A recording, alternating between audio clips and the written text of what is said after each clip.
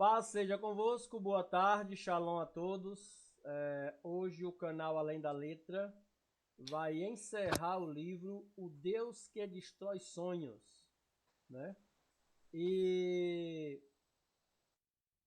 é engraçado porque este livro, o capítulo 5 e 6, né, deste livro e as considerações finais do livro O Deus que Destrói Sonhos, não é apenas para resumir que nós estamos aqui, mas para refletir sobre a mensagem central que ele nos provoca. Isso não diz que necessariamente iremos falar o livro à ponta da letra, mas sim com a luz da Bíblia, né? A grande ideia de que o livro, que Deus muitas vezes destrói os sonhos para nos libertar da idolatria, né? Dos nossos próprios planos. A pergunta não é Deus quer destruir meus sonhos, mas o que acontece quando meus sonhos ocupam o lugar de Deus? E eu quero fazer 4 perguntas. Qual sonho você já perdeu e hoje entende que foi livramento? Você ama mais o Deus que realiza milagres ou os milagres que Deus realiza? Se Deus disser não, sua fé continua? O que você faria se Deus mudasse completamente seus planos? E nada mais, nada menos do que a nossa preciosíssima Silvânia para responder esta pergunta e dissertar sobre estes capítulos que finaliza hoje o livro O Deus que Destrói Sonhos. Silvânia, por gentileza, ligue a câmera, abra os microfones e transborde para nós o que você tem lido e entendido desse livro. Paz seja contigo. Amém, amém, queridos. Deus abençoe cada um também que está ouvindo essa live agora ao vivo e que posteriormente também terão oportunidade de ouvir e aprender um pouco mais, né, sobre ensino, sobre a palavra e fazer uma reflexão. Hoje nós vamos estudar 2 capítulos desse livro, Deus que Destrói Sonhos, o capítulo 5, que tem como título, Senhor, qual a sua vontade para a minha vida? É uma pergunta muito necessária, né, Dorinha? Não é, Welby, Marilene? Com É uma certeza. pergunta fundamental. Qual a sua vontade para a minha vida? Porque nós, enquanto pessoas, seres humanos, né, nós temos muitas vontades, somos cheios de vontade.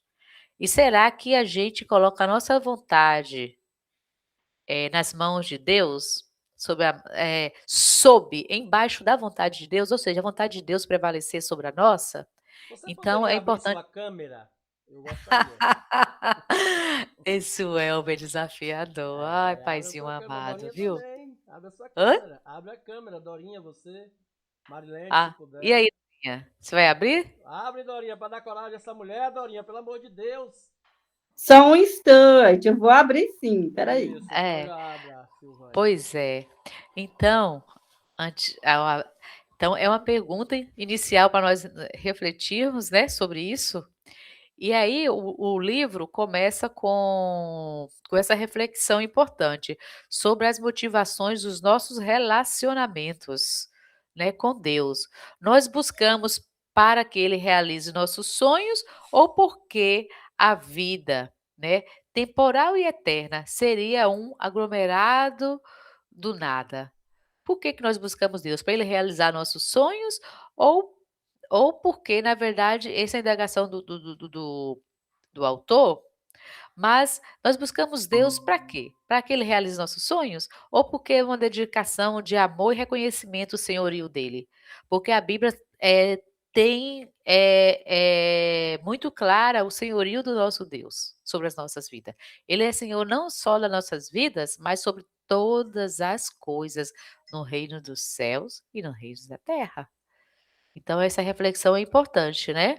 A gente está sempre, levando em consideração isso. Será que a nossa vontade está alinhada com os princípios que Deus tem para mim?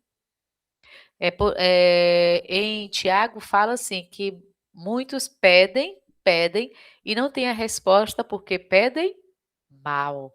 Esse pedir mal, segundo Tiago, o livro de Tiago, é porque nós pedimos em benefício apenas de nós mesmos, em benefício próprio. Não pensa no todo, no coletivo, no reino dos céus. Não pensa em quanto isso está dentro do propósito de Deus. Quer pedir coisas, a gente pede o tempo todo, a gente pede para nós, pede para nossa casa, para os nossos filhos, pede para nossa parentela, pede por amigos. Eu participo de um grupo de oração que é pedido constante de todas as áreas. Áreas financeiras, áreas emocionais, áreas,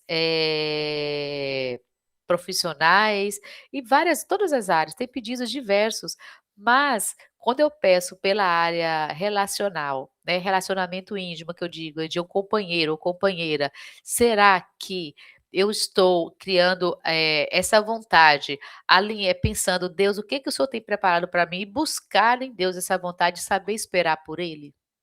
Porque é importante também, né, a gente ouvir, a gente falar e aprender a ouvir, porque Deus fala de diversas formas. Essa live aqui pode ser uma oportunidade de você estar ouvindo a voz do Senhor, porque certamente Ele falará com você, de uma forma ou de outra, não só por causa desse autor aqui não, porque o autor ele não é nada, mas é porque a gente está um grupo aqui que tem um temor do Senhor, e aqui, nós estamos aqui como participantes do reino do Deus eterno, né, para promulgar o reino eterno, para nós, divulgar a mensagem do Deus Altíssimo.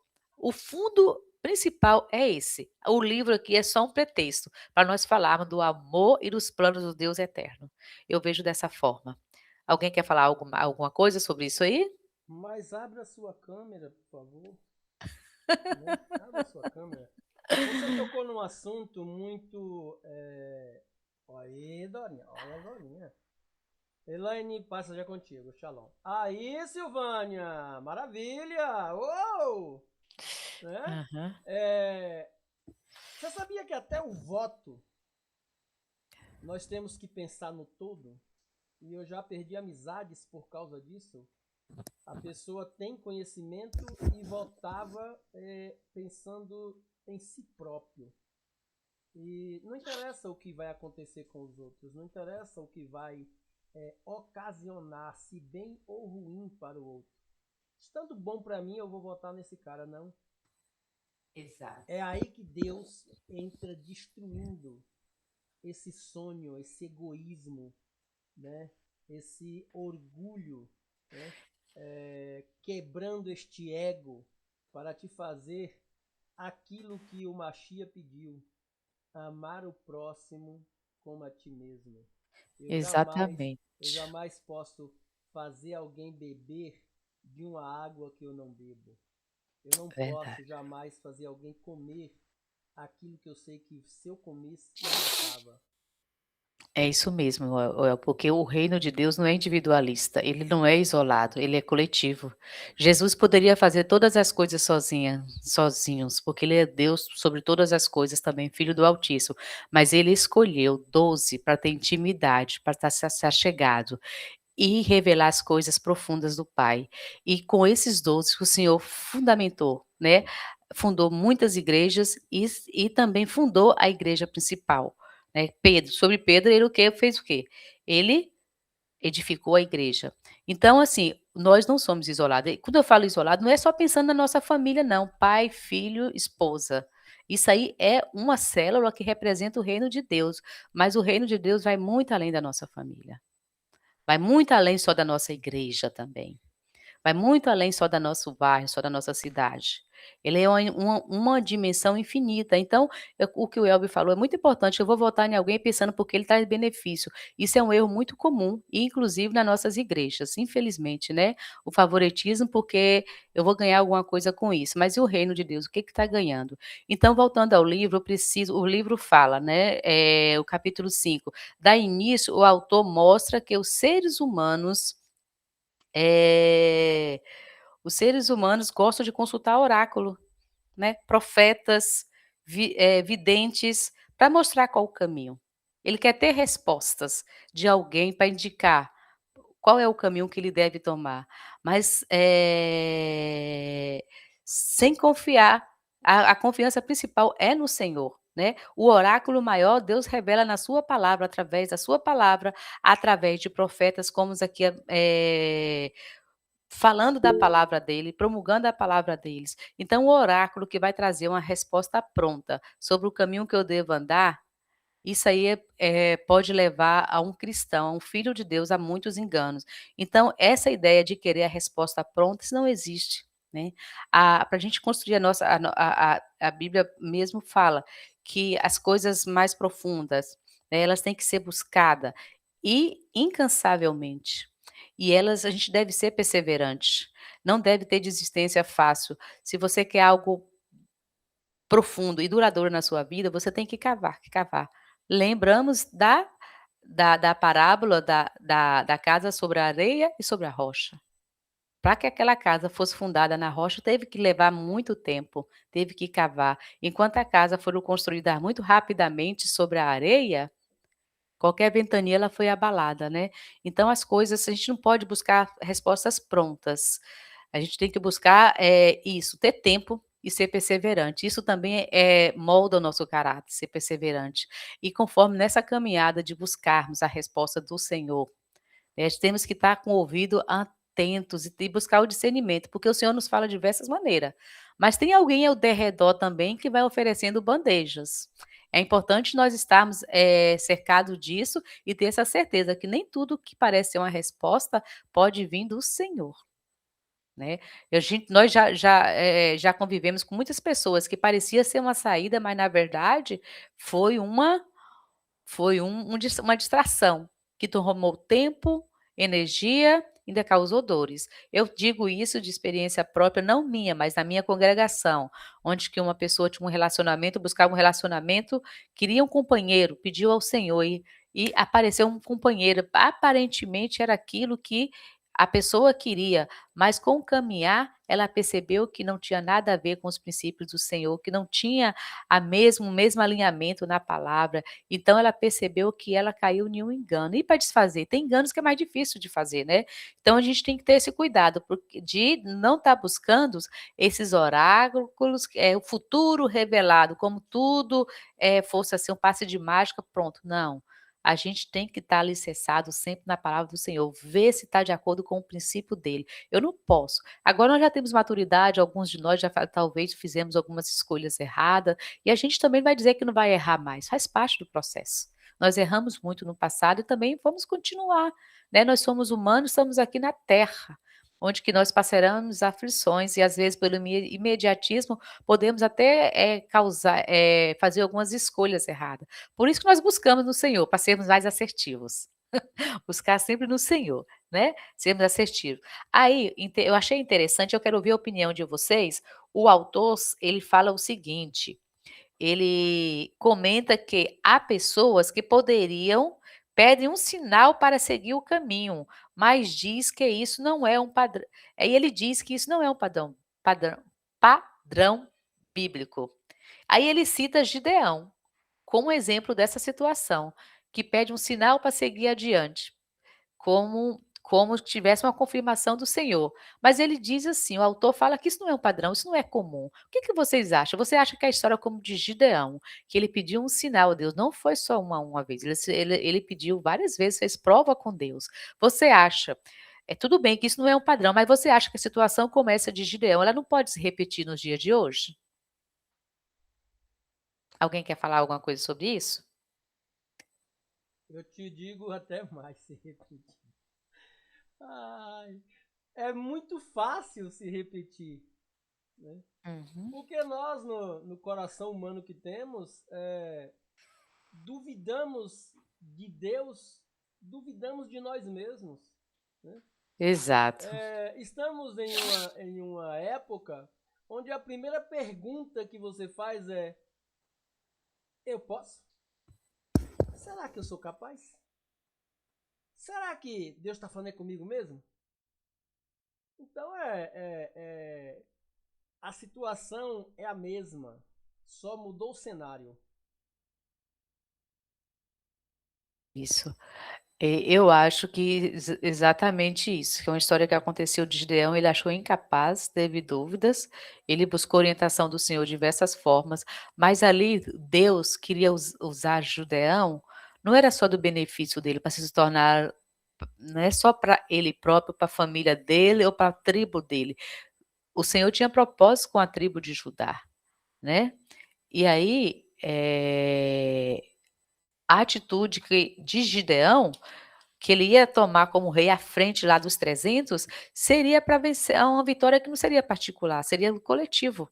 Então o Senhor, ele mais uma vez aqui, a gente pode afirmar que o Senhor não é individualista, ele não vai tratar só Dorinha só para cuidar de Dorinha e da casa dela, vai tratar Dorinha para cuidar dela, da casa dela, e através dela vai modificar um povo, vai sarar um povo, vai transformar, vai servir de testemunho, de edificação, né? No caso de Gideão, seria literalmente salvar mesmo, guerrear e dar vitória, literal. Mas as vitórias podem ser de diversas formas. A gente não vai mais para uma frente de uma guerra conquistar território ou defender território. Mas nós estamos defendendo a nossa vida eterna todos os dias. Porque todos os dias tem alguém ao nosso derredor querendo roubar nós e a nossa casa. O ladrão, ele veio para matar, roubar e destruir. Então a gente tem que estar antenados. Oi. E o engraçado, quem era Gideão? O cara na dele, tranquilo, pisando lá seu lagar, sossegado, né? Ele pensava, os sonhos de Gideão, olha o livro, né? Os sonhos de Gideão era para ele próprio, para a sua família. E aí Deus fala, não, meu querido, eu tenho um sonho maior para você. Guerrear contra este rei que está afrontando a tua nação. Mas eu, pequenininho, como? Ainda vou fazer pior. Escolhe aí os homens. Aí eu quebro de 30 mil para 10, de 10 para 300. Só para te dizer que quem vai vencer sou eu. Eu tenho o melhor sonho para você. E aí Gideão escreve seu nome na história para a gente estar lendo agora, 2.000, 3.000 anos depois.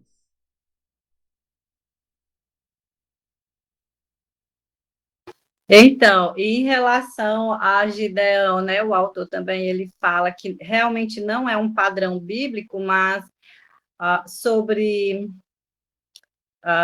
eu falei o quê? Gideão, né? Sobre Gideão, a gente vê aí uma questão também de identidade, medo, né? Porque ele teve medo, ele se via o menor da casa, mas quando Deus fala com ele, Deus ele olha exatamente para o potencial que Deus colocou dentro dele, mas ele estava com medo. Deus não olhou para o medo dele, que o anjo falou assim: "Ei, homem valente", né? Mais ou menos isso. Já foi chamando ele de valente. Ele, eu valente? Eu estou me borrando de medo aqui.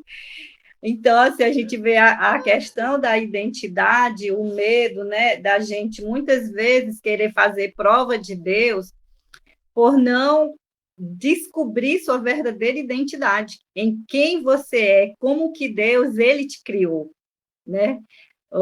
Um varão valente. Só que a gente tem o medo,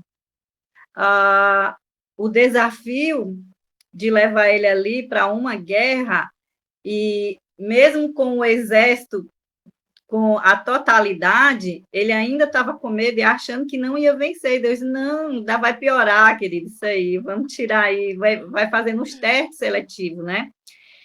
Que é realmente, e a gente vê que ele não buscou um oráculo, ele buscou a Deus, de fato, né? A gente vê essa questão também, que os reis, eles consultavam os profetas, né? Para se ia para a guerra, né? Se iriam ter vitória. Possa ser que não seja um padrão bíblico, como ele fala, da gente realmente tá fazendo, colocando Deus à prova, querendo uma prova. Por quê? Porque dentro da palavra, que ela é o nosso manual, tá ali já a vontade de Deus expressa. A nossa identidade, a gente precisa descobrir, precisa ativar. Então, quando nós conhecemos verdadeiramente a vontade de Deus, conhecemos Deus, nós também, dentro desse manual, vai nos falar também quem é o adversário da nossa vida. A Silvânia falou ainda que hoje a gente não vá para a guerra defender territórios, mas nós defendemos territórios hoje espirituais, né? Nós defendemos o território da nossa fé, defendemos o território da nossa família, de princípios. A gente continua em guerra, só que numa guerra, né, invisível, espiritual, não que a gente vá para um exército, né, como outras nações ainda brigam, ainda lutam exército contra exército, mas nós temos de fato uma guerra, né, espiritual. Mas nós já temos aí também a vitória, se a gente vai vencer. Se você realmente buscar ali os princípios que estão, né, determinados, você vai obedecer os princípios na sua vida financeira e essa vitória vai vir para a sua vida. Os princípios estão ali, vou dizer assim, carregados, mas dentro de cada princípio já tem a vitória. Só que o que a gente faz, por que a gente perde os limites, perde as vitórias, porque quebra princípio ou não obedece os princípios, né? Então, se você busca a Deus, é claro que nós devemos buscar a Deus, né? Buscar em oração, na sua palavra, a sua vontade, porque hoje a gente vive dias em que até dentro da igreja, né, como a Silvânia falou, dentro das igrejas hoje, o que as pessoas querem? Elas querem respostas prontas, querem que você sonhe por elas, que você diga o que vai acontecer. Elas querem que você seja um oráculo. A verdade é que hoje muitas pessoas, até nós, somos buscados como se a gente fosse um oráculo. Entende? Mas se a pessoa ora, se a pessoa se alimenta da palavra, ela vai ter a resposta. Só que as pessoas elas estão tão acostumadas a receber a palavra, elas só querem receber, vão no culto para receber uma porção, elas só querem a porção, né? Elas só querem que alguém estude, pegue ali, mastigue e dê dentro da boca dela já, igual uma criança que a gente faz uma papa e coloca dentro, né? Então, quando a gente desperta, quando a gente busca Deus, se ativa, conhece a identidade, conhece Deus e a gente precisa conhecer Ele, precisa conhecer os nossos inimigos, que a Bíblia fala que a gente tem inimigo, né? Então, e que a gente está numa guerra. Então, buscar Deus para isso, né? E a gente tem que falar assim, querida, eu não sou um oráculo. A palavra de Deus é quem vai te guiar, quem vai te buscar, porque as pessoas elas estão muito voltadas para esse tipo de coisa hoje, né? De querer que o Elbe dê uma resposta pronta, que a Silvânia dê uma resposta pronta, que a Elane já diga, não. As pessoas dizem assim, eu sonhei. O que você quer que a gente já diga, né? Então, assim, às vezes a pessoa ela tem esse padrão de querer a resposta já pronta, sendo que Deus ele quer que a gente vá buscar a resposta, que a gente vai ser a resposta para as pessoas, a gente vai. Só que as pessoas, a gente precisa ensinar as pessoas a buscar, a estudar, né? Porque a gente vive tempo hoje de que muitas pessoas dizem assim, o crente 6 horas. Ô, irmã, 6 horas por mim. As pessoas não querem nem orar, ela quer que a Silvânia ore, né? Que a Elane ore, que a gente faça tudo por eles. Hoje a gente vive dias assim. Não é que a gente não possa orar, só que as pessoas, elas querem a oração, elas querem a visão, elas querem tudo pronto. E Deus, ele quer que a gente vá para a guerra buscando ele. Porque, na verdade, a busca é criar intimidade, né? Não dá para eu ficar só pedindo a vocês que orem pelo meu problema. A busca por Deus é intimidade. O que Deus criou com Gideão? Uma intimidade. Uma intimidade que fez com que ele enxergasse o poder de Deus na vida dele. Eu ia te dar um corte, Dorinha, no instante, quando tu falou assim, a gente na igreja não é. Depois você até concluiu, não é só igreja não. 99% da população que busca a Deus só está atrás de uma resposta. só está atrás de algo para massagear o ego. Poucas pessoas estão em busca do Deus. E aí eu vou para aquele louvor, né?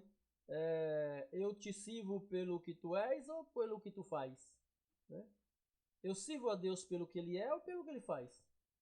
99% está servindo a Deus pelo que ele faz. E quando Deus não faz, o ser humano tem a audácia de ficar frustrado. Né? Continuando, Silvânia. Abre a câmera, Silvânia. Oi, desculpa a minha câmera aqui, eu vou ver o que aconteceu, mas enquanto isso eu vou falando, viu? Falando. Eu mexi aqui e saiu a câmera, mas vamos ver. Tudo o que vocês falaram está dentro do contexto do livro, tanto que o Elber, a Dorinha, e foram muito felizes, porque realmente abrange esse contexto aí. Aí lá na página 86, o autor ainda confirma isso, ele fala assim, a vontade de Deus já está clara, ó Dorinha, exatamente o que você falou, está clara e revelada em sua palavra. Ficar pedindo sinais para Deus é sintoma de imaturidade espiritual e fuga de um compromisso com as Escrituras. E ainda na página 90, ele diz assim, deixa eu abrir aqui na página 90, ó, não fique esperando o propósito para caminhar. Eu vou ficar aqui estacionado, parado, só esperando a resposta. Quando a resposta vier, eu dou o passo, mas não. O autor nos lembra o seguinte, não fique esperando o propósito para caminhar, porque você descobre o propósito na caminhada. E descobrir o propósito na caminhada é entender que o propósito é o caminho. Ou seja, o propósito de ter uma vida com Deus, o caminho é Jesus Cristo. Então, nessa caminhada, não é de estacionar, de ficar esperando as coisas prontas, mas continuar alinhado com a palavra. E nisso aí, ele está em conformidade com a palavra e de acordo com o que vocês também expressaram aí. Aí já... E uma coisa, Silvânia, que você falou e o Elber também falou, que até no livro ele fala assim, não nesse aqui, mas que realmente que a vontade de Deus ou o propósito de Deus, ele para nós nunca é nós estarmos concentrados somente em nós mesmos, ou seja, de maneira egoísta, né? Que foi uma coisa que a gente falou. Porque tem sonhos que são egoístas, que eu quero aquilo sem pensar em abençoar os outros, e esse não é o propósito de Deus. O propósito de Deus, a vontade de Deus, é em nos abençoar e fazer com que essa bênção que vem sobre mim chegue para a Elane, para o Jorge, para a Eliana, para o Elber, para a Silvânia, para as pessoas onde eu moro, né? Para a minha família. Sempre vai ser dessa maneira. Deus, ele deseja nos abençoar, nos encher, né? Para que a gente venha transbordar. E esse transbordo, né, ele seja para chegar a alcançar vidas. O propósito de Deus sempre vai ter exatamente isso, abençoar outros, como ele falou para Abraão. Em ti, Abraão, serão benditas todas as famílias da terra. Ou seja, abençoou Abraão para que, através de Abraão, todos nós que somos da fé, vem dessa bênção de Abraão, né? Que a fé foi algo imputado em Abraão. Então, com esse entendimento, né? Que a vontade, o propósito de Deus sempre em nos abençoar, é para que eu entenda que essa bênção, ela deve extravasar para outras pessoas. Então, quando eu falo assim, que Deus é um Deus que destrói sonhos, na verdade, ele não vai nos ajudar a realizar sonhos egoístas. Agora, eu posso, de maneira egoísta, conquistar meus sonhos? Pode, o homem, ele pode. Tem muita gente que consegue muita coisa que é sem Deus. Tem muita gente que consegue as coisas sem Deus. Sabe? Pelo esforço, pela inteligência, pela entrega. Existem milhares e milhares de pessoas que conseguem muito para as suas vidas. Agora, cumpre o propósito de Deus? Entende? É sobre isso. Perfeito, perfeito. Você exemplificou muito bem, né? Não nos iludamos que assim, que é só os cristãos que são abençoados que vai descobrir o propósito. Não, tem pessoas que não servem ao Senhor, mas eles são focados, são disciplinados. E e fazem coisas melhores do que aqueles que conhecem o Pai. Né? Por Ah, causa e aí disso. você me lembrou bem. E tem essas pessoas que, mesmo não sendo da fé como a gente julga, né? Que mesmo elas não estando ali, vamos dizer, dentro de uma igreja, e tem os que prosperam também, mas que eles conhecem os princípios, e eles não, vamos dizer, não são do gospel, vamos dizer assim, mas eles cumprem princípios, eles prosperam, e eles transbordam, eles abençoam outras pessoas. E aí, eles estão cumprindo o princípio. Os princípios, eles são para qualquer pessoa, ou da fé ou não. Obedecer o que está dentro dele, o que está condicionado ao princípio, é como a semente, o que está condicionado dentro da semente. Tipo, a semente está condicionada dela, a semente da manga, né? Está condicionada a ser uma mangueira frutífera, ela vai dar manga. Então, os princípios de prosperidade. O Elbe não sendo uma pessoa da fé, mas se ele cumpre princípio, ele vai prosperar? Ele vai prosperar. Ele vai prosperar e muito, e ele pode prosperar e muito, com a inteligência, com tudo que tem nele, talento, né? Tudo que Deus colocou dentro dele, ele ainda nem está dentro da fé, ele nem está buscando de uma maneira a vontade de Deus, mas ele conhece os princípios. Então, se ele obedece a esses princípios e ele sabe que prosperando ele vai abençoar outras pessoas, a gente vê isso na vida de jogadores que tem muito dinheiro, eles não são dentro da fé, dentro do gospel, né? Vamos dizer, não estão ali exercendo, mas eles cumprem o princípio da generosidade, o dar, o compartilhar, e eles cumprem ali esse propósito também.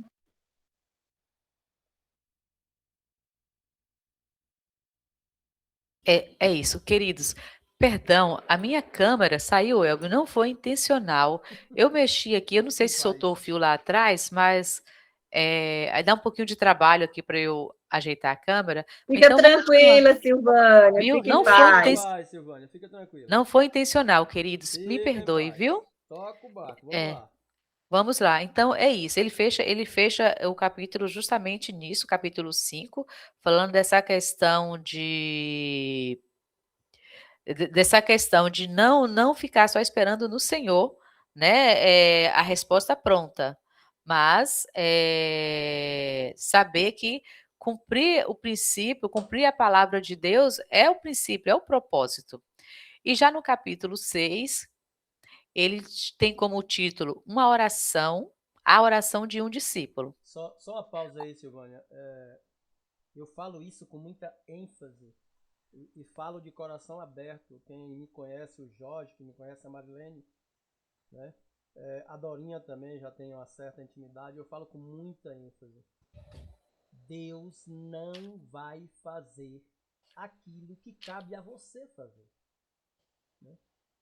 A gente quer tudo pronto e fica delegando Deus como se Deus fosse o nosso escravo, sendo que ele nos deu força. E a humanidade tem algo que poucas pessoas conhecem, e eu tenho aprendido há um certo tempo, o poder da palavra, né? Porque se nós formos criados a imagem e a essência de Deus, a maior essência de Deus é o poder da palavra. Ele criou o mundo como haja. Nós somos a única criação dele feita pelas próprias mãos. O resto tudo ele criou com a palavra, haja. E aí, cruzamos os braços, não fazemos a nossa parte e ficamos sonhando em almejar algo que poderíamos adiantar pelo menos 30%. E Deus faria os 70%. Quando não ficamos esperando, né?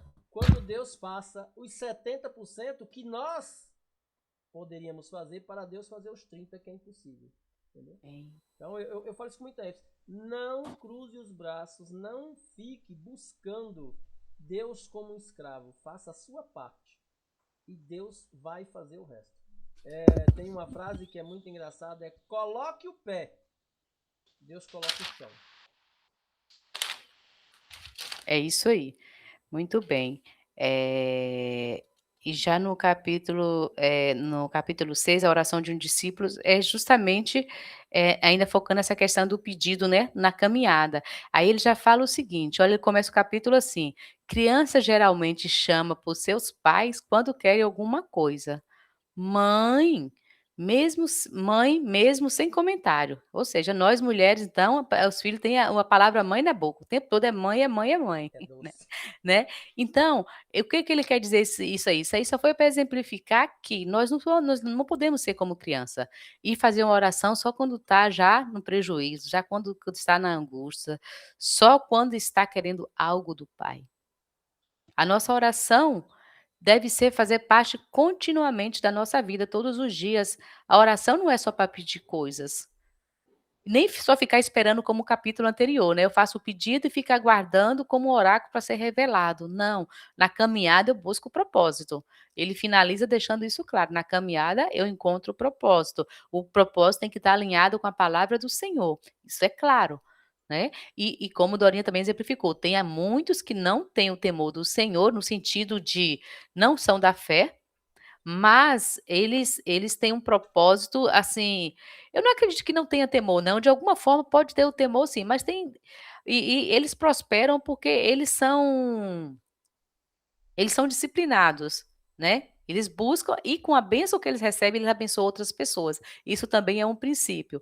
E aqui já no 6 ele já fala o seguinte, que nós não devemos também buscar o Senhor só para pedir coisas também, só quando queremos coisas, né. Ou, se eu ganhar isso, se o Senhor fazer isso por mim, eu vou ter a fé, vou aumentar a minha fé, eu vou ficar mais crente.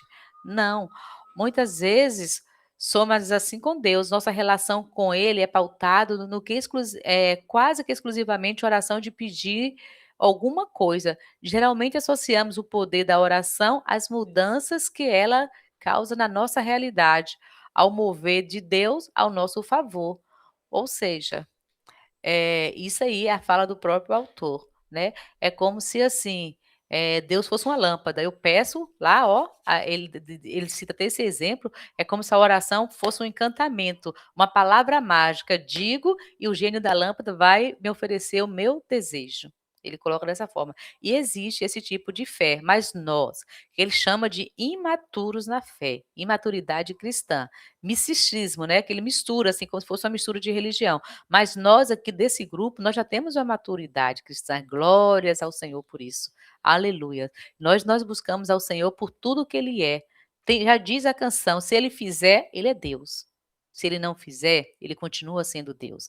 Então, o agir de Deus é no tempo dEle. Cabe a nós adorá-lo em todas as circunstâncias, na alegria e na dor, como Paulo, né.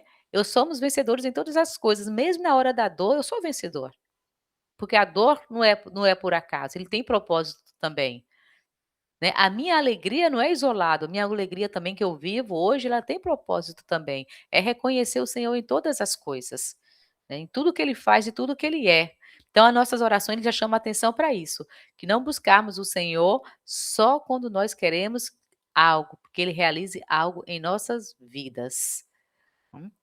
Ele ainda diz assim ainda, as nossas orações precisam ter, intimidade suficiente para chamar Deus de Pai, mas submissão consciente para pedir que a vontade dele seja feita. Ou seja, nós temos que entender que nós fazemos pedido muitas vezes errandos, e o Senhor não responde, por quê?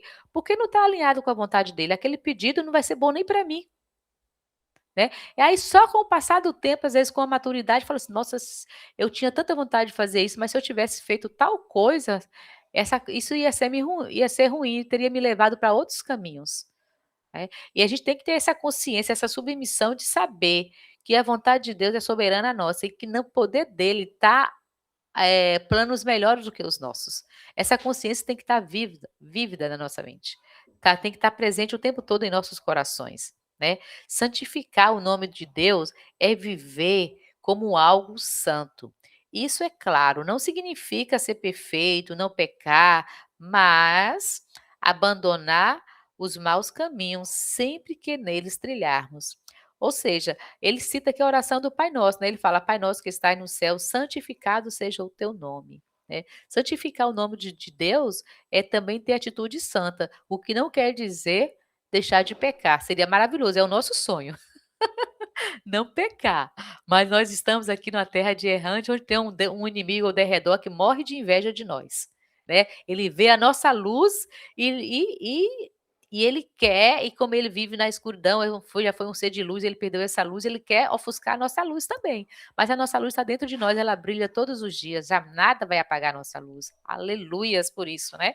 Então, e não quer dizer isso, que viver sem pecado, mas é continuar na caminhada com Deus.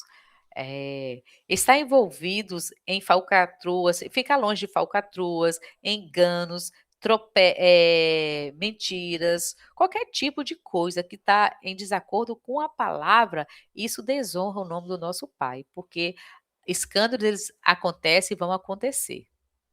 Isso é claro, a Bíblia fala, né? É necessário, porque nada que é oculto fica no oculto.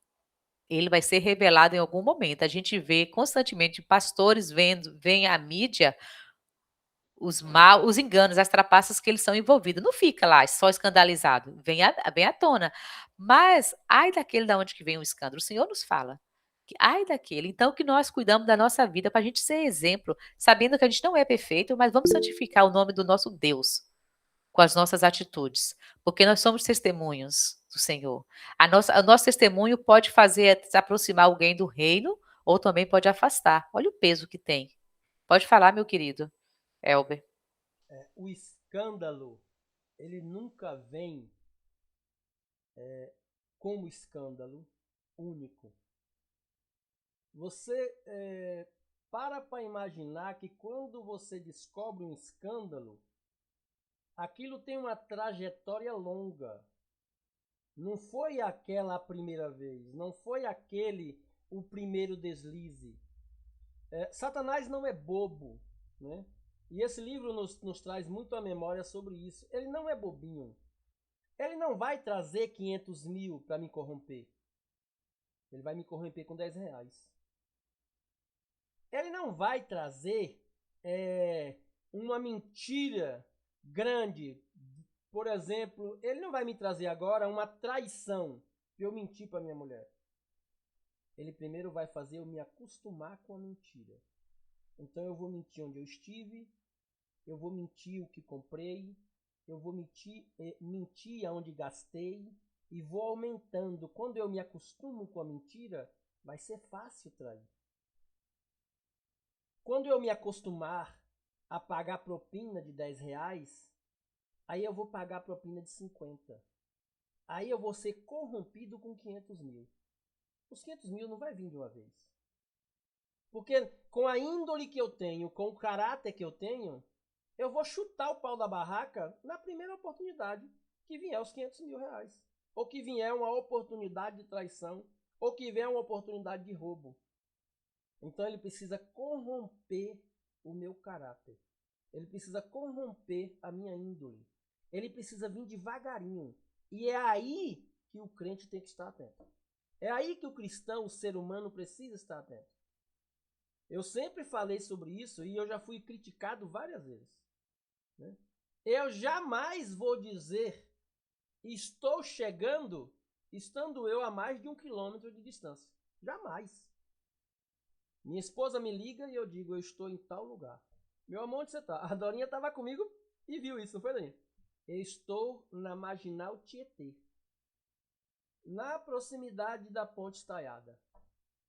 Eu estou em tal lugar. Porque, primeiro, quando os funcionários me perguntaram, por que tu fala onde tu tá? Porque se um raio cair, a minha esposa sabe onde pegar o corpo.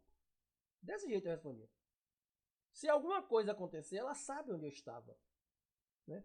Então, eu não permiti as leves para que eu não venha carregar as pesadas. A corrupção, a mentira, a traição. Eu não posso abrir ala. É a brecha. Satanás não entra na porta aberta. Quando a porta está aberta, ele já está lá dentro. Ele entrou pela brecha. Quem entra com a porta aberta é Deus. Ele bate e espera você abrir. Ele não. O inimigo ele entra pela brecha. quando a porta está aberta, ele já está lá dentro faz tempo.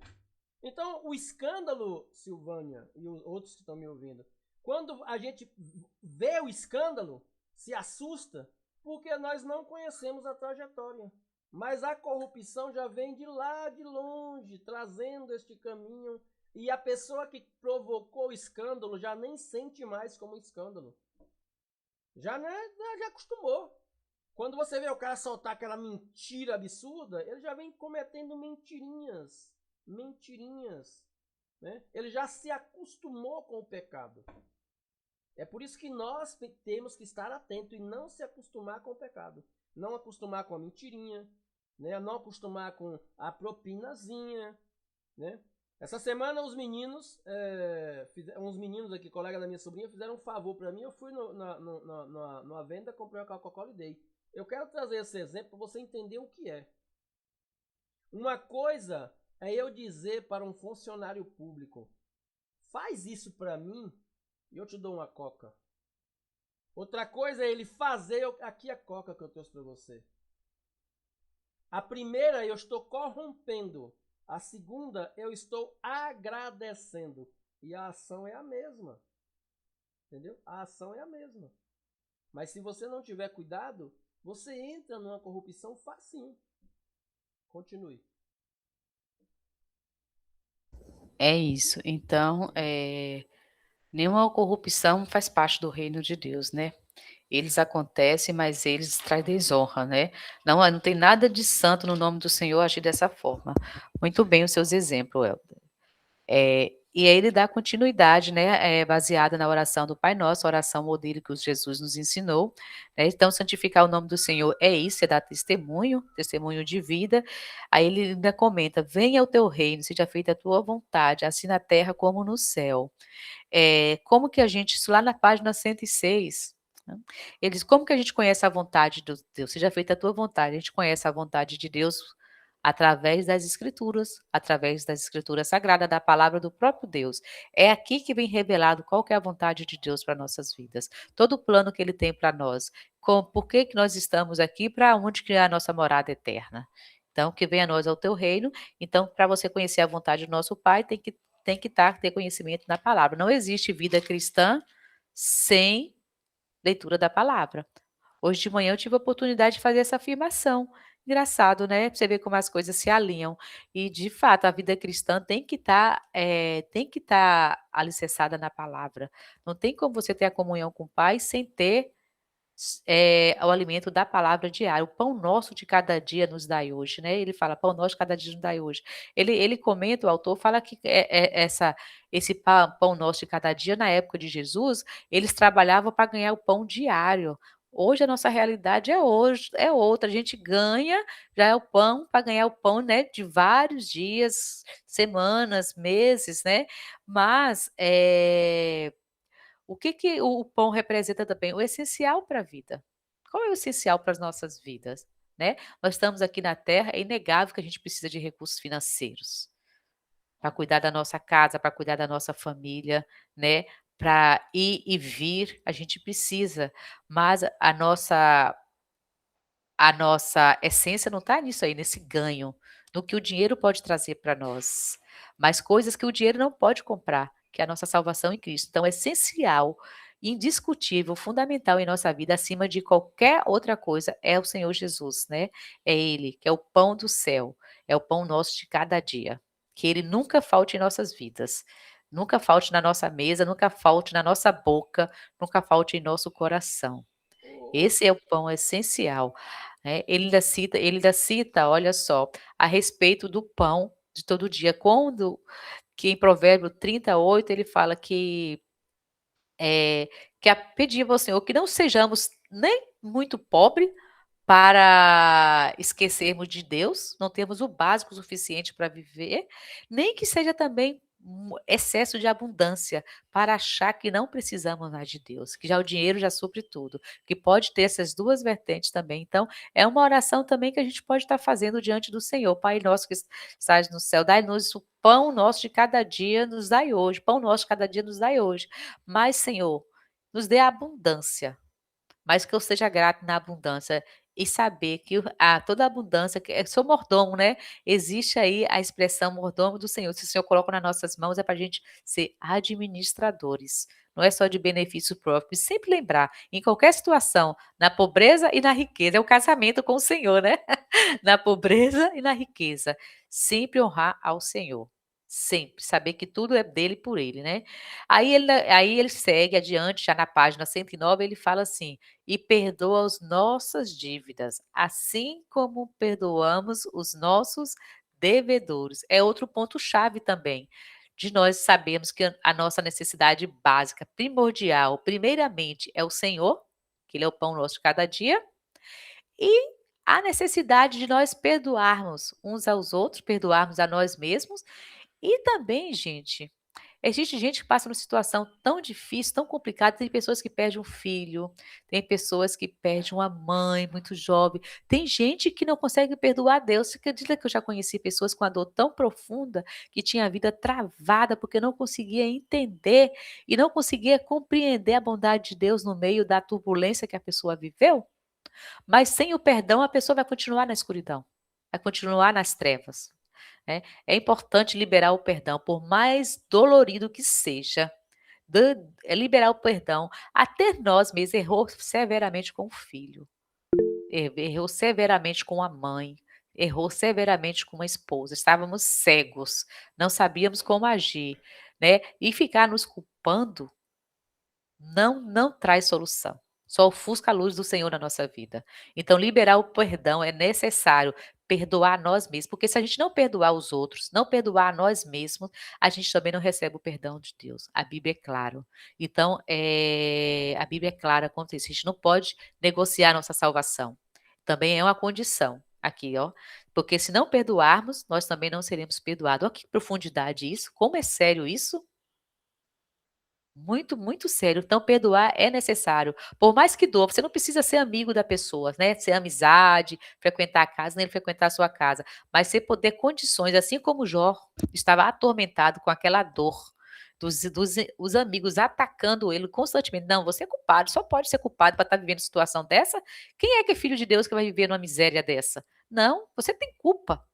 Mas ele, quando ele saiu dessa condição de ataque, ele no Senhor, ele fez como Jesus ali na cruz, no meio de tanto ataque, Jesus liberou perdão. Jó também, no meio de tanto ataque, ele liberou perdão. Aí a vida de Jó foi mudada quando ele liberou perdão para todos aqueles ataques, aquela agonia, todas aquelas acusações. Ele conseguiu orar e não desejar mal. Porque isso é muito sério, quando alguém quer nos ver lá embaixo, na queda, né, nos joga palavras de maldição. Humanamente, a gente quer retribuir da mesma forma, às vezes, né, na impulsividade, mas nós aqui não achamos impulsividade, nós somos maduros o suficiente para respirar e contar até 10 e falar: "Não, a minha língua já é uma língua abençoada, da minha boca não sai palavra torpe, porque um dia eu darei conta de todas as palavras da minha boca. Então, se ele quer a minha destruição, na minha boca eu vou abençoá-lo. Não sou eu que vou julgar se ele merece ou não. O meu juiz é o Senhor. Meu juiz é Deus, porque o único que não erra é Deus, e o único que vê todas as coisas é o Senhor. O único que conhece todos os corações é o Senhor. O diabo, ele só vê nosso comportamento, só vê as nossas ações, só vê as atitudes, mas o nosso coração, Deus é o único. Nós podemos ver as pessoas pela aparência, mas Deus vê o homem como ninguém vê. Aleluias. Pode falar, meu querido Elber. Eu aconselho a todos que assistirem esse vídeo, que escrever mesmo, abrir a Bíblia lá em Mateus 6 e escrever a oração do Pai Nosso. Quando você escreve, você tem uma sensibilidade maior com o texto. Porque eu acredito, eu já estudei várias vezes e toda vez que eu estudo a oração do Pai Nosso, eu me surpreendo. Se eu estudar ainda 10 vezes eu vou ser surpreendido. A oração do Pai Nosso é uma das orações mais perigosas que existe. Quem bem soubesse, fazia um exame de consciência para poder orar a oração do Pai Nosso. Após esse exame, você provavelmente, talvez, poderia orar. Não orar aleatoriamente. Eu passei a orar essa oração quando eu tenho paz de espírito. porque ela é extremamente perigosa. Eu estou dizendo a Deus que pese o outro na minha balança. Você tem noção do que é isso? Ô Deus, pesa o meu inimigo na minha balança. Olha o peso da responsabilidade. É isso. Essa oração ainda tem muitos segredos para revelar aos nossos corações, né? A gente ouve, a gente estuda, a gente repete, mas tem tantas reflexões profundas que a gente pode fazer. Ela é lição para toda uma vida, né? É lição para todo cristão, de adoração, de pedido, de necessidade, de todas as coisas. Então, não é como repetição vã, sim, só por decoreba, mas com reflexão. Né, meditar nessa palavra dia e noite. Aí ele ainda fala assim, ó, não nos deixe, para finalizar a oração do Pai Nosso, não nos deixe cair em tentação, mas nos livros do mal. Pois teu é o reino, o poder e a glória para sempre. Amém. O que ele comenta é o seguinte, o diabo, vigiar e orar.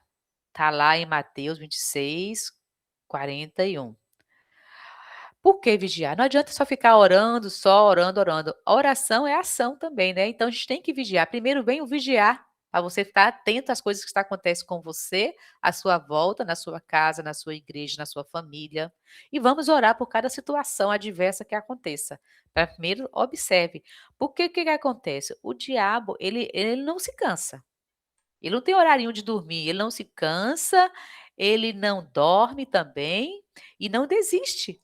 A gente resiste a ele, ele foge de nós. A Bíblia é clara e isso acontece, a gente vem na bonança. A gente sai de Satanás, a minha casa pertence ao Senhor, a minha mente pertence ao Senhor, o meu coração é do Senhor. E você repete a palavra como Jesus ensinou também lá na tentação no deserto, resistir ao diabo com a palavra e vencer o diabo com a palavra, ele foge. A Bíblia foi clara e eu acredito de todo o meu coração nisso.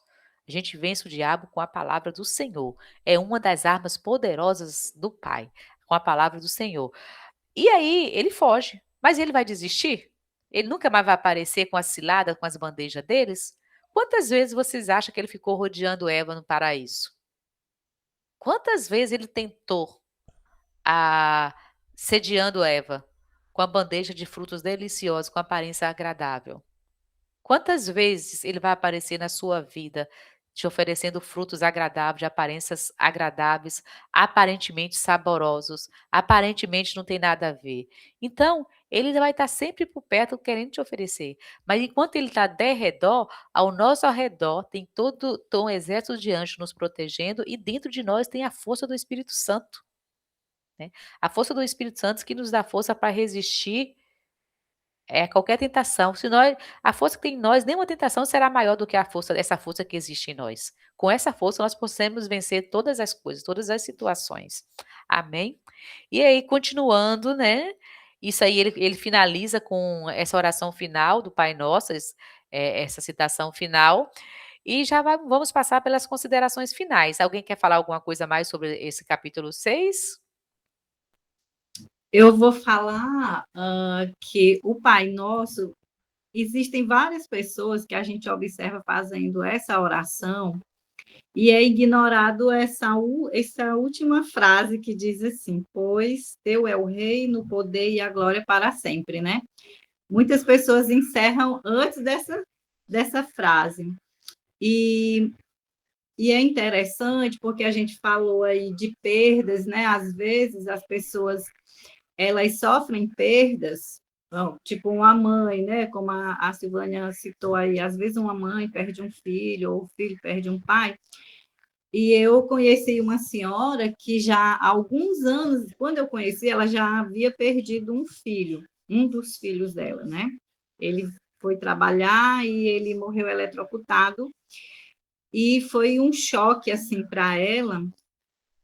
E ela a gente muitas vezes, né, quando isso acontece, as pessoas geralmente elas colocam a culpa em Deus, ficam mal com Deus, sabe? E isso foi em um mês de dezembro. Então, todos os anos essa senhora ela tinha depressão, ela entrava em depressão quando chegava o mês de dezembro. Aí eu conversando com ela, né, fui identificando isso. Eu falei, ó, aqui até a gente pode relacionar com o Salmo 24, quando ele fala assim, que do Senhor é a terra e tudo que tem na terra, porque foi ele que criou, né? E aqui na oração do Pai Nosso, ele encerra dizendo, pois teu é o reino, o poder, a glória para sempre. Que tudo pertence a Deus. Por mais que nós celebramos quando nossos filhos, né, são enviados, nós geramos, as mulheres geram dentro dela, isso alegra o pai, alegra a mãe, e quando chega esse dia, que o Senhor também chama, né? Então, assim, muitas vezes a gente tem tudo como nosso, se agarra aquilo como meu filho, minha filha.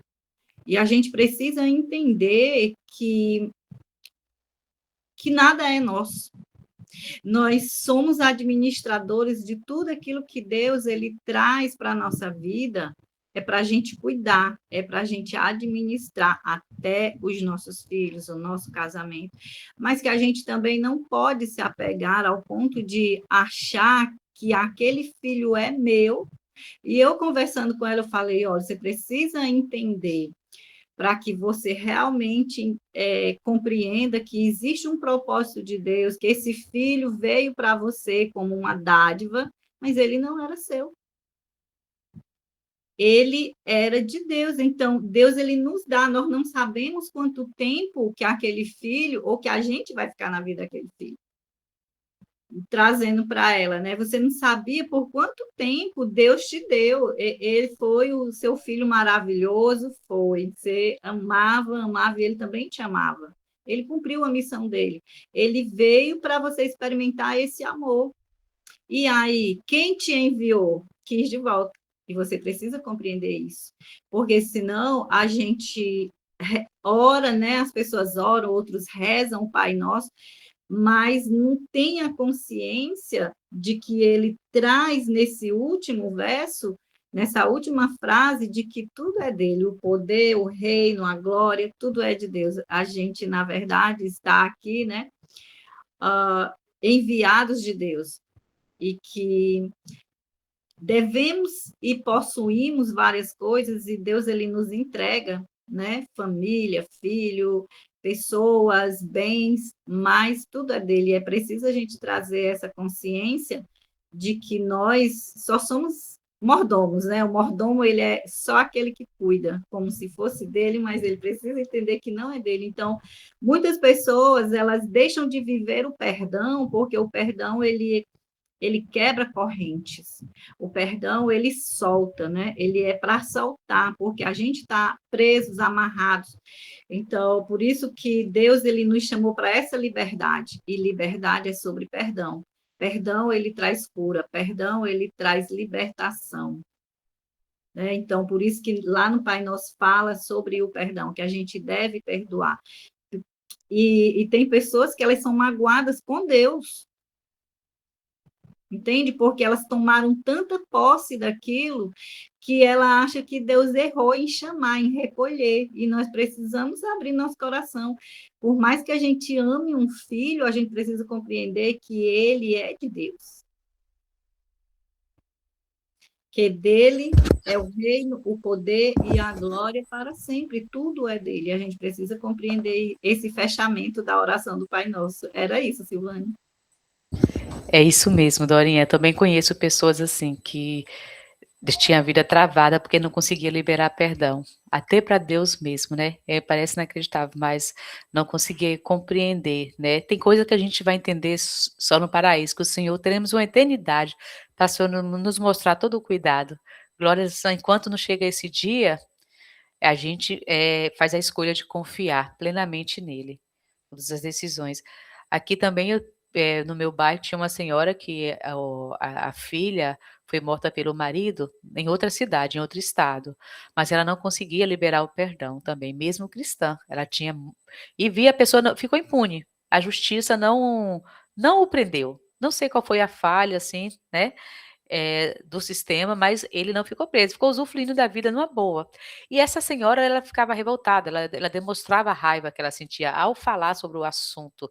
Em 1 ano, ela envelheceu 10 anos, porque a raiva, o rancor, o ódio apodrece até os ossos, né?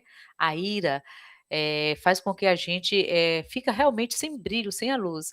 E aí, quando ela compreendeu, quando ela recebeu a palavra, que ela entendeu a respeito do perdão, né, aí ela fez a oração: "Senhor, que o Senhor faça a justiça". Não sei, ela entregou, liberou perdão, orou por ele: "Não desejo o mal, mas que o Senhor faça a tua justiça". E aí, amada, passou de um tempo, esse homem sofreu um acidente, ele ficou na cadeira de roda e não tinha ninguém que o cuidasse dele. Né.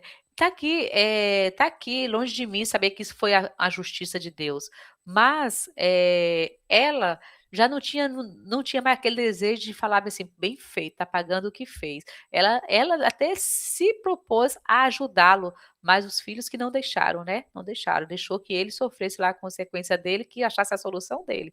Mas ela conseguiu perdoar, a partir do momento que ela se ofereceu até para ajudar, demonstrou que houve um perdão genuíno. E é esse perdão aqui que finaliza, que ele fala essa necessidade de nós liberarmos o perdão, mesmo em meio à dor.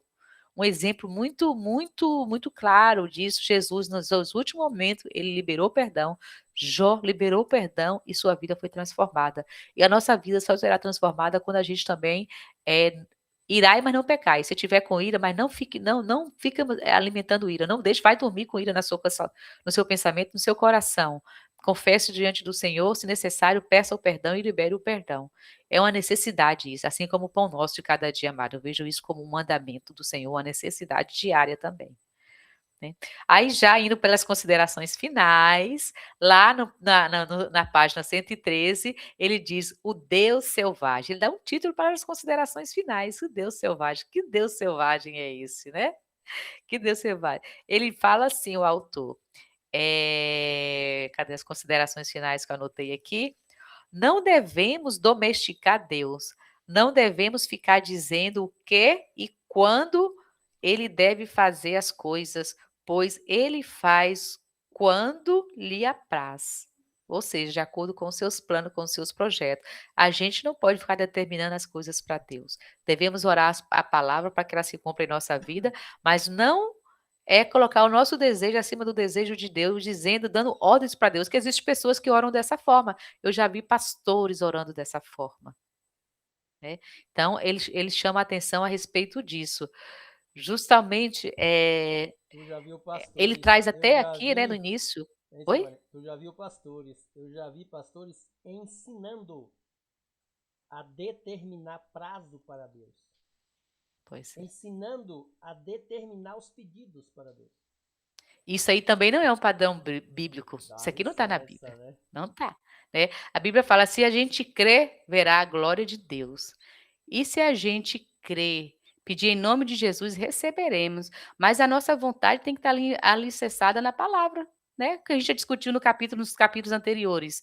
Pedir só em benefício próprio, o reino vai ser beneficiado em quê? Porque o reino não é individualista. O reino não é feito de uma só pessoa, de uma só família, de uma só igreja. Com Né? O céu certeza. é tão grande, cabe tanta gente, né? Vai muito além desse grupo, vai muito além das nossas comunidades. Então, o reino de Deus é para todo aquele que tem fome e sede de justiça da glória de Deus. E aí ele fala isso eu achei bem importante, ó. Oração é submeter à vontade de Deus. Deus nos conhece e tem vontade de nos abençoar. Deus conhece cada um de nós, a nossa necessidade. Ele tem planos melhores. Ele fala, tem vontade de nos abençoar. Eu afirmo que Deus tem planos de bênção para nós. Desde o ventre da nossa mãe, nós já fomos escolhidos. Né? Ele já tem os planos traçados. Só que Deus deu livre-arbítrio e ele respeita o nosso livre-arbítrio também. E que por isso que a gente tem que estar alicerçado na palavra, para a gente fazer escolhas melhores. Orar, temos nossas vontades, cada um vai ter suas vontades, né? Porque a gente vive cercado do mundo, desejo do mundo tenta como é que fala? Nos seduzir o tempo todo, mas lembrarmos disso, que a gente tem que estar alicerçado, porque a vontade de Deus é melhor. Se eu ir lá para a Europa, morar lá, vai ser melhor para mim? Se não for, de repente cai um terremoto lá, tem um terremoto previsto para acontecer lá, porque Deus conhece depois. Deus diz um não para mim, eu posso ficar chateada, aborrecida com Deus, mas é um livramento, é um cuidado de Deus. Então, não, o não do Senhor é uma proteção. É uma proteção que a gente tem que saber ouvir também, né? E ser grato por ela. Ele ainda afirma aqui, ó, Deus, Deus não cai no jogo de manipulação e não permite o seu nome ser usado em benefícios próprios. Aí ele cita lá Êxodo, né, 3:14, a respeito do nome da santidade, do nome de Deus, o eu sou, tem sentido uma forma. Deus, ele é uma presença relacional e atuante. E atuante. Aí ele cita alguns autores que faz a afirmação que comenta que os egípcios acreditavam que existia um nome escrito de Deus e quando descobriam esse nome, os deuses se submetiam à vontade deles. Era uma crença que ele cita aqui, que um autor, através de umas pesquisas, faz essa afirmação. Ao longo do livro, o Bibo, ele cita vários autores. A gente vê que o livro, ele traz uma leitura luterana, né? Ele vai muito dos princípios, bebe lá nas fontes de Lutero, e autores com a mesma base fundamentada no luterismo, né? Mas glória a Deus, porque é a partir da visão de Lutero que nós estamos aqui hoje, né? Através da reforma que ele foi lá, promulgou, ele disse um não para as demandas da Igreja Católica, onde que queria que todo esse poder hoje da palavra do Senhor que foi disseminado, aí que a igreja queria manter o controle só para ela, para fazer o que ela queria, e a partir de Lutero, ele fez com que a Bíblia fosse traduzida para outras línguas e que a palavra de Deus não estava condicionado, o reino de Deus não estava condicionado a preços humanos, a valores humanos, né? Mas estava a todo aquele que dispõe a obedecer, graças a Deus por isso. Então, ele é muito fundamentado na literatura, no luterismo. A gente vê o discorrer de todo o livro, as citações que o autor faz, né? Eu tenho até uma crítica, assim, de algumas coisas a respeito do autor. O livro, a gente percebe que foi um livro feito para venda. Até a capa, a forma como foi feita, atrativo, para chamar a atenção. Porque o que chama a atenção vende, né? O marketing, ele faz isso. Mas ele traz, assim, ensinamentos preciosos, né? Aqui, como nós já temos maturidade, a gente observa tudo e retém o que é bom. Observa tudo e retém o que é bom. Então, tem certos ensinamentos, quando ele fala a respeito da oração do Pai Nosso, ele ensina os princípios, quando ele fala a respeito de não ordenar a Deus as nossas vontades, colocar acima de Deus, como ele finaliza o livro com essas considerações de não submeter a vontade de Deus à nossa, e muito pelo contrário, nós que devemos submeter a nossa vontade a Deus. Então, ele ainda finaliza falando sobre a Sexta-feira da Paixão. Ele diz assim: Sexta-feira da Paixão. Aqui, paixão está ligada à obediência e a sofrimento. Então, quem se diz apaixonado por Jesus deve ter a paixão de Cristo, ou seja, cumprir os seus mandamentos. A paixão de Cristo é isso, que Jesus não veio para abolir a lei, mas para cumpri-la, né? Então, Jesus em tudo ele foi obediente. Então, se nós somos apaixonados por Cristo, nós devemos também ser apaixonados pela lei de Cristo, pela palavra do Senhor, e sermos obedientes a isso. Ele ainda comenta assim, que o construtor imprudente só descobre a sua imprudência quando vieram as águas e derrubaram a casa. Mas quando acabou a construção, na ânsia de ter mais tempo, de preocupar, de não preocupar com a fundamentação que leva tempo, a pessoa, às vezes, na pressa, acha que a paixão de Cristo é uma coisa assim também, que é só aquele momento na igreja, aquela igreja, aquela adoração, aquela oba-oba. Mas a paixão por Cristo está nisso, em obediência à sua palavra, em obediência aos seus mandamentos. E é uma construção diária, não é só no domingo. não é só 3 vezes na semana durante a igreja, é o pão nosso de cada dia.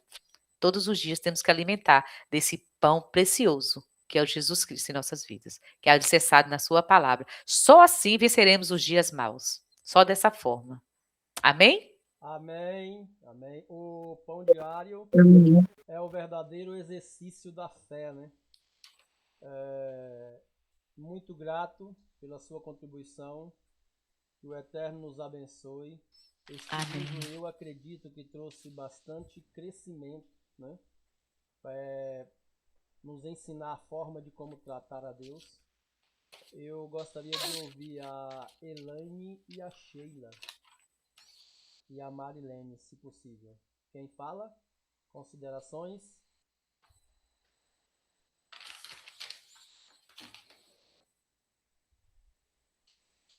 As meninas estão dormindo, né? Muito obrigado. Diga que não está dormindo, Sheila. Dorinha, E faz uma ela... oração. As meninas estão dormindo. Faz uma oração para a gente finalizar, por favor. Amém. Gente, tem muita coisa. Eu fiz tantas anotações, eu fui lendo, fui resumindo, mas assim, no meio das discussões, aí vocês complementam, vocês falam mais do que o autor, sabia? Coisas assim, mais profundas até do que eles. Serve a leitura do livro. É brilhante. É só o começo, ela só é a ponta do iceberg. É só o começo, né? é muito gostoso. Eu já coloquei um próximo livro aí no grupo, uma sugestão, na resenha, né, que as meninas. Também a próxima apresentação vai ser sábado às 7 horas. Nós vamos estar no sábado agora às 7 horas. Certo? A Elaine já se justificou, não consegue falar porque está com muito barulho. Mas foi assim, brilhante. A contribuição da Leila no domingo passado e a contribuição sua, Silvânia, foi assim de grande aproveitamento em nossas vidas. Faz, Dorinha, a oração. Tá bom. Maravilhoso Deus, nosso eterno Deus e Pai, nós somos gratos a Deus pela tua doce presença, pela tua vontade para as nossas vidas, que ela é boa, perfeita, agradável. Senhor, que a cada dia nós possamos, ó Deus, como é a paixão de Cristo, nós possamos estar renunciando a nossa vontade para aceitar a tua boa, perfeita e agradável vontade em nossas vidas. Pai, eu quero te agradecer pela vida da Silvânia, do Elber, da Marilene, da Sheila, da Elane, cada pessoa que passou por aqui. Senhor, agradecer, Pai, o que o Senhor falou aos nossos corações. Obrigado por a Silvânia trazer, Senhor, com esse entendimento, com essa clareza, tudo nessa tarde a respeito desse livro. Nossa palavra rema, Deus, é gratidão. Que o Senhor possa nos orientar a cada dia e nos guiar, Senhor, a nossa vida. Obrigada pela vida da Eliana também, que esteve aqui conosco. Senhor, em o nome de Jesus, gratidão. Que o Senhor continue falando aos nossos corações, que o Senhor sempre encontre um lugar, Pai, em nosso coração, que o Senhor possa nos guiar. Senhor, porque teu é o reino e o poder para sempre, Senhor, tudo é teu. Que nós possamos ter essas verdades em nossos corações. Obrigado pelo discernimento, pelo teu espírito, em o nome de Jesus. E já é, gente. Amém.